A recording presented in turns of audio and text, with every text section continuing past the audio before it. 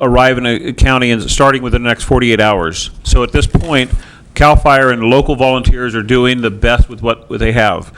If there's good news, I can tell you that local fire departments, and I'm going to speak very specifically, and I know that I'll forget some, and I apologize to the fire departments, but the Covelo Fire Department, the Albion Little River Fire Department have been instrumental in extinguishing fires on their own that have kept the fires to a bare minimum.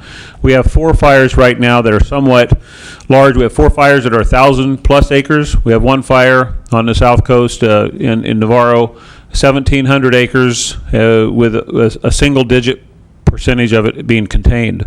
So the sheriff's office is utilize the deputies to notify people for evacuations. Our 911 system is overwhelmed at this point with people smelling smoke and calling to see if the fire's in their backyard. But the truth of the matter is, because there's so many fires, it's hard to identify which fire people are calling about. If they call 911 to ask if their fire is near them, we don't know exactly which fire they're talking about. So we're trying to work with the county on improving the informational website, and I think the CEO can add more to that information. And we're working with CAL FIRE. The county jail inmates have been offered to CAL FIRE, and they'll be being used in the next couple days as not for firefighting, but for the task of washing hose and maintaining equipment while the firefighters sleep. So the sheriff's office, at the staffing we have right now, we're prepared to take on any evacuations countywide.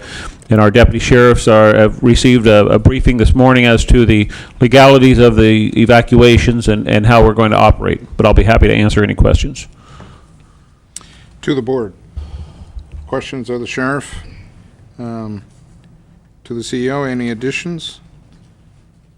The website that the sheriff mentioned will be the county's regular website, co.mendocino.ca.us. There is at the center page right now, I believe it says wildfire status. Right now that is linked to the CAL FIRE website, which tells you fire activity throughout the state. By the end of the day, we hope to have some other fire mapping put up there. Also, the health agency, Dr. Trotter, our health officer, has issued a health advisory alert that will be up there.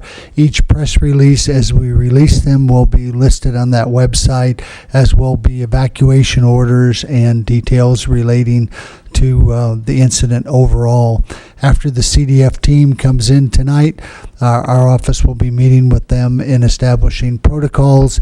You'll see joint press releases that'll start coming out from both it'll be issued by the county. It'll be a CAL FIRE / County of Mendocino logo on top. There'll be a formal structure as how we release those each time there's a briefing. So we hope to get the information out to you in a more timely basis. But as the sheriff has said, it's really, there's just an awful lot of activity going out there. The local citizens are helping us out. The lumber companies are helping us out on their property. It's just the fires are so numerous right now. We don't have names for the individual incidents. We'll get to that as soon as we can get a picture of how big it really is. Okay. And I'd like to add, we've had 5 residences destroyed. We've impacted or threatened an additional 525. There's been at least 24 fires that were extinguished to the point where they haven't even been reported into the system. So we could have an additional 24 fires on top of the 131 that we have known. We have resources coming in from all over the western United States. We are being recognized as having the most fires of anyone in the state, and the governor is taking appropriate actions to assist us. We are in a situation that is historic. I've fought fire in this county since 1971. And the largest single lightning series we've ever had 73 fires in it.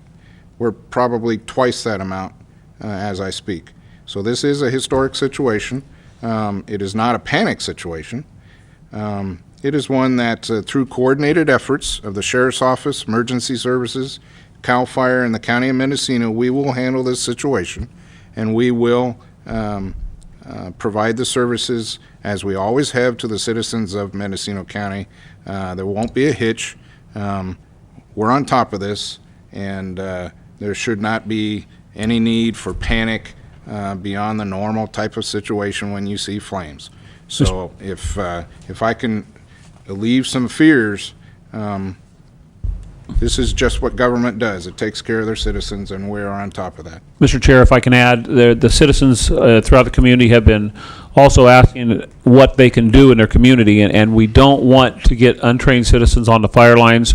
We're not asking for people to put themselves in harm's way, but I do want to call upon the CERT members, the CERT, trained members through the local fire departments to contact their fire departments, as the Brook Trails Fire Department did during the evacuation on Goose, and they provided an excellent resource of knocking on doors and notifying residents.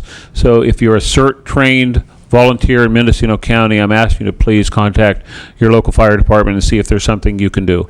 The Undersheriff Gary Hudson has been instrumental in obtaining information from CAL FIRE, and he'd like to add something. Mr. Chairman, members of the board, a couple of points of information on this. The sheriff mentioned that we had a very high 911 call volume. In fact, we broke all previous records. On Saturday, we recorded approximately 480 911 calls. The heaviest day before that was 280. So that gives you some sense of just how busy that was. And if you all remember, every 911 call from the unincorporated part of the county and the cities of Fort Bragg and Point Arena all come through our dispatch center before they go to Howard Forest. So whether it's a fire call or an EMS call, it may be dispatched by Howard Forest, but it comes through our dispatch center first. And my hat's off to all of our dispatchers because they really earn their keep in there. I also wanted to let you know exactly how the evacuation sequence is occurring in case there is any question. When CDF determines that there is need for an evacuation of a populated area, they immediately contact our office. The branch chiefs out in the field will assess the situation, and if, based on the information they have, they determine that structures are at risk, they contact the command center at Howard Forest. Howard Forest contacts our office. We then, in turn, contact Bill Woodworth, your OES coordinator, who arranges for coordination of care and shelter through the Health and Human Services Agency. The goal is that by the time we have deputies out knocking on doors, they already know where the shelter location will be for those people who need shelter. And we have a feedback loop on that. The same thing goes when it comes to public information. We also want to give our thanks to the various media outlets in the county, especially the radio stations who have been providing constant updates on this. They are an essential source of information. And I think they've done also an outstanding job of keeping down the level of fear in the community, because this can create a lot of fear. When folks ask what can they do, we don't want spontaneous volunteers, but people can use this time to better prepare if they do have to evacuate. They can take stock of important personal possessions, things like papers that can't easily be replaced. Make sure that they have their medications together where they can quickly retrieve them. Maybe even set up a little grab bag with change of clothes, toiletries, their medications, etc. And make sure that they consider their pets. The FireSafe Council, Julie's here from FireSafe, and last year they sent out thousands and thousands of guides about living in wildfire country, and folks need to find those if they still have them.